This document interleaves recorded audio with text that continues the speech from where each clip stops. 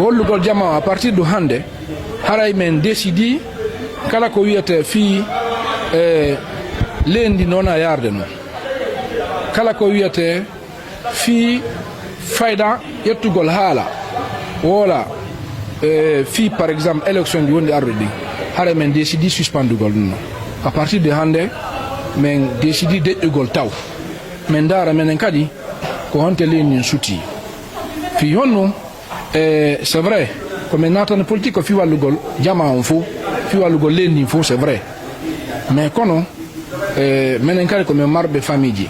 ko men marbe bibbe ko men marbe yimbe kontube amen e yi ka leedi men do ko sakiti do goddo sa jetti hala fayda a critique lamu gun kono a wadede kon fedde kon ka leedi ko buri kon ko hasi kon sa ketaki ko ya créer un problème be nawma kaso ma dum goddum go be na wotigi no yawno yarugol café ena monsieur Diallo ata mais dum non goddo mara preuve fi dum non mais ko tiga andi tum fo sa critique sa ketaki haba problème on a ma justice en tout cas a convoqué te ma goddum na en gol non ko kulol mais ko men décide à partir de hande hana biyeso pour le moment to yete ko jettugol hala wala fi lendi pour le moment mais suspendu à partir de hande dum non donc on ko deuxième point point tata bon ko fi constitution o constitution nana men haborno mo pidi buy d'abord ko adi ko men habino par exemple yo araso mo inama si jama on votanimo yo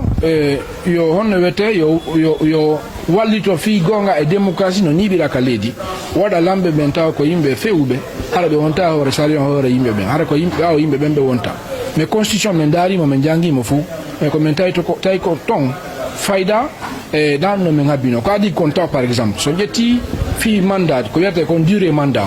hari ko andando ko 5 ans hein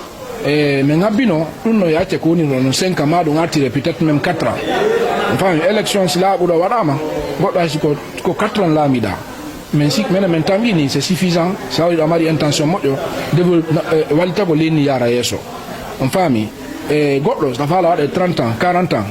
kalando ka président ma ka gouvernement si hawri vraiment politique oti go modja oti marape moddude anni moddo lendi ya tayeso ha men yetti misal tan fait général président lansana compte lande men Allah ino mo yafo e ngandi o wanno do ko yata 7 ans sakitoron ko feddinano kalam ko 7 ans wanno 7 ans mais sakitoron ko niveau hombo lendi wonno ko niveau sattudo parce que ngandi tama 2006 ha 2008 fare ko crise di tun ko manifestation di on temps et puis kadi pays di kanu takomen wano Sénégal lo be seno honno wete wadugo durée mandat on 7 ans mais be haale da be tay vraiment non arrange talendi be arti 5 ans hay France tigi colonise be ben kambe kadi be seno wadugo 7 ans finalement be tay barsata be arti 5 ans hay ledi nan ton horemo ko ni le do woni exemple si goddo woli fi démocratie wala takka inde mari États-Unis d'Amérique ko 4 ans do men yaali importance itugol mandat 5 ans adamo 7 ans donc au premier point wadum vraiment honno wete comme habonno constitution mais honno wete men yalno deuxième point kadi kana constitution be inni kadi président jo islamique so yi ka honno wete so yi kalamu haray yo habbo ko juge ko nyaawe so wadi vraiment ko moƴƴa ko tawta ko no violi sariya on fami ɗum no wiya kana constitution seede mum ɓe inni hannde kadi ko wiyete ko haute cour de justice no mawndu sariyaru no waɗoyte ko juge uniquement lamɓe ɓen président ɓe ɓen mais nder projet constitution goto on kadi no wiya nder to nokkugo kadi sa woni président ko wiyete ko hokkama immunité c'est à dire an ko waɗɗa o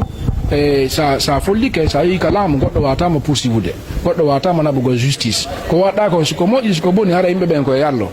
en tawi ɗum noon ko soit ko darnugo e hunde wotere darna honno wiyete ɓe juge ou bien darna ɓe juge take ɗum noon min tawi vraiment no laɓɓinama e ko wiyete kon kadi oya neya toɓɓere ko o heɓugol nationalité ji ɗiɗi haɗa mari nationalité américaine anara nationalité guinéenne sari on kadi no yanamma wonugol candidat wonugol candidat fi wonugol présidence min tawi ɗum noon si waɗi si goɗɗo yananama wonugol par exemple candidat élection présidentielle haɗmo marde nationalité goo so woni président problème go waɗi entre leydi lagine nde on pays ɗon ko pays on mbo défendoy tan ko pays jonɗo mo nationalité on mba ou bien ko pays honno wiyete ko votanaɗo woni président ɗum no laɓɓinaka donc ça veut dire no holli ñande ko goɗɗo na wonde ara acci hakke ko ko bisagejo ou bien ko malien de ara wona do président ou bien libérien de ara wona président menen ko men ngolli on point do be do no wiade sa wona président la mar nationalité go e ledi go ma ya to inna vraiment de façon officielle hara terti ko nationalité do hande kadi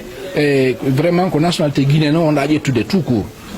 dum non so wadno hare no laabi poste mais wadu go ina wala wonde bi nationalité wona candidat dum non vraiment men tangini non si wadoyi créé na ele ndin créé na lando lamoy te don l'admité don problème